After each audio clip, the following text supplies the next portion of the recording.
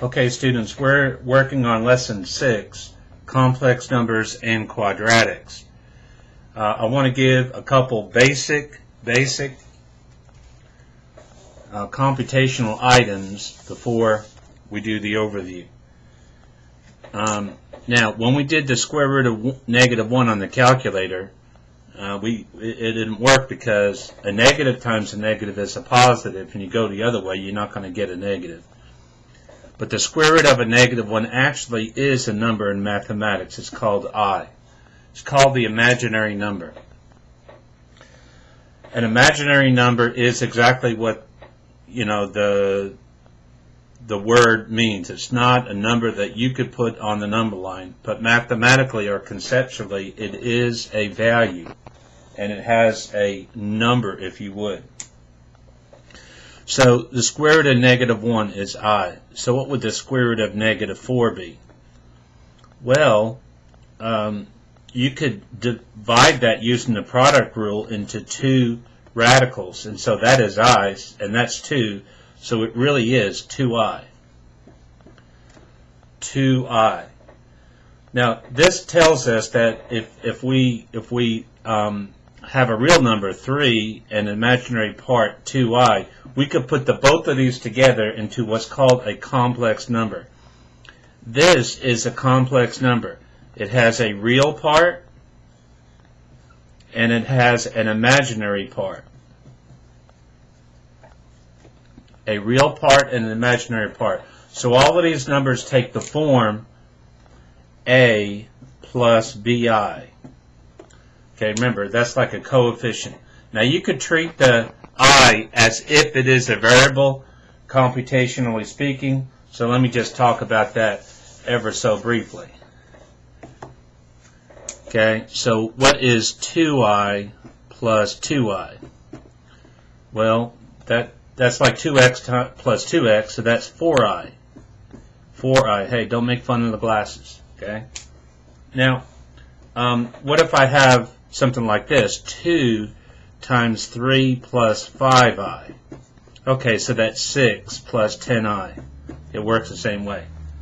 So keep that in mind as well. Now, while we're thinking about it, could I do 3 plus 5I squared? Okay, now that's a very good question. Okay, and this leads us to a discussion of what is I times I?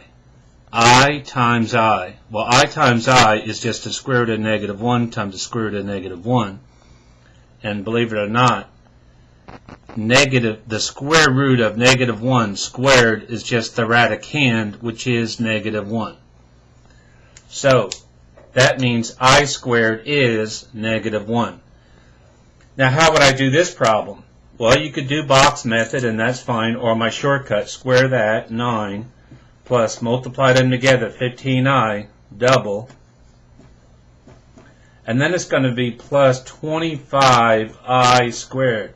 But wait just a minute here. I just said I squared is -1, so since this is plus and this is -1, I just changed the sign to its opposite.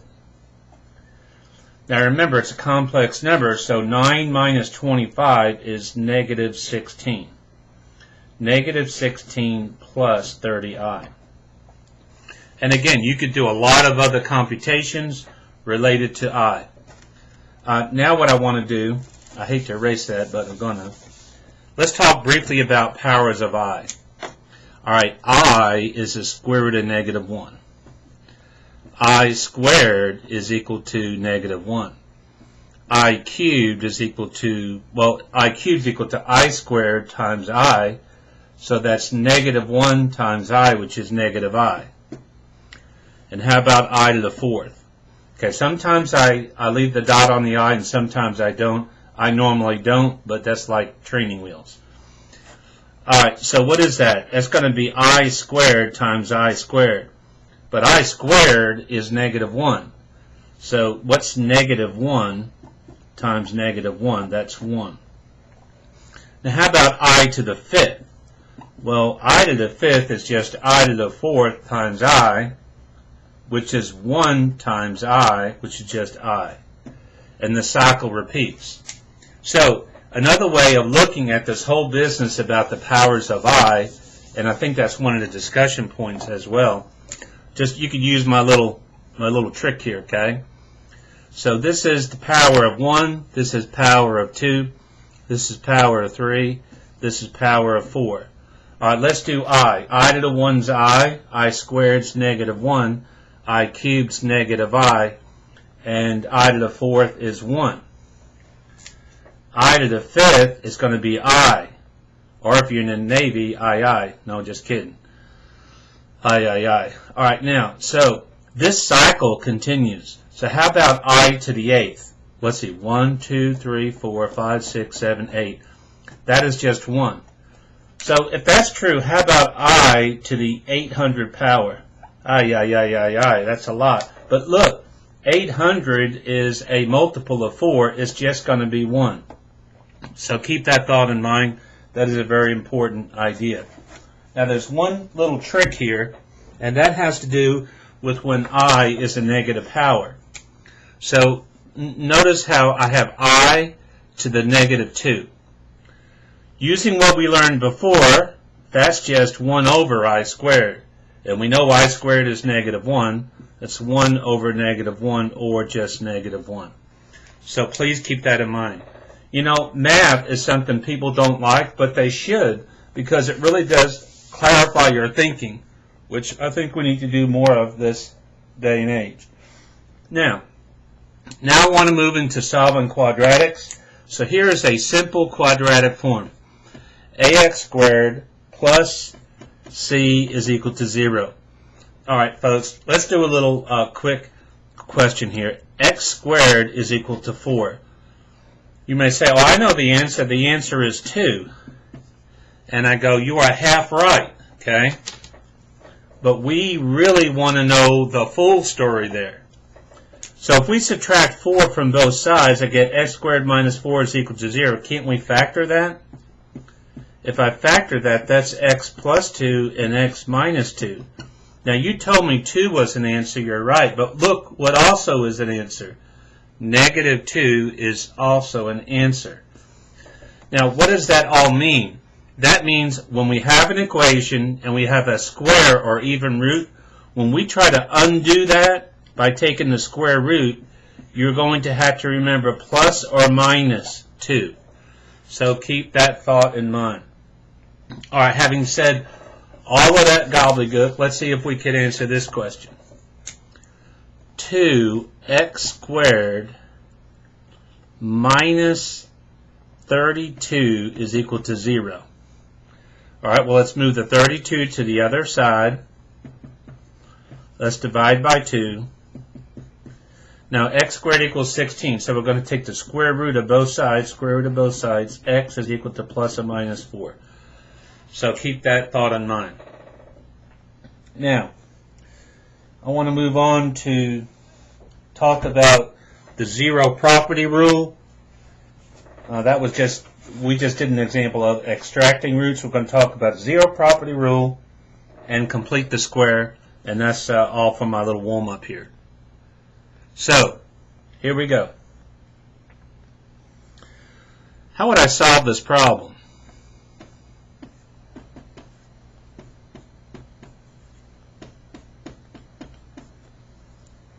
Well, I'm trying to find two answers.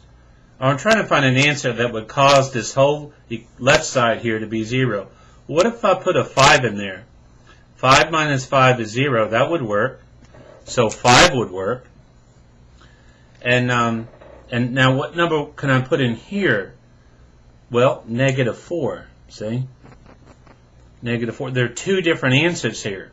And that's because this is a linear factor and this is a linear factor. This is known as the zero product rule. A times B is equal to 0.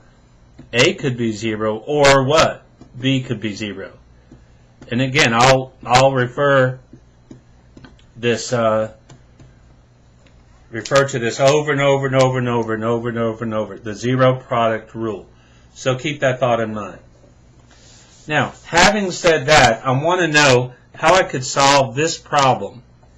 x squared minus x minus 30 is equal to 0. Well, I could factor. And see how important factoring is? This is an easy one. Okay? So x minus 6 and x plus 5 is equal to 0. What's my answer here? 6. What's my answer here? Someone says, what do you mean answer?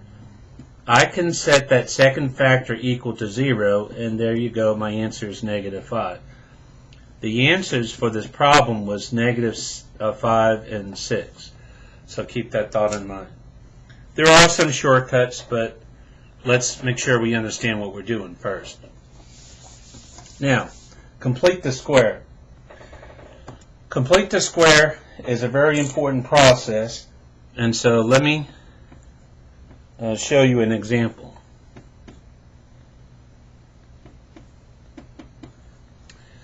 Okay, now if I move that 2 to the other side, move the 2 to the other side, I could take half that middle coefficient, half the middle coefficient, which is what?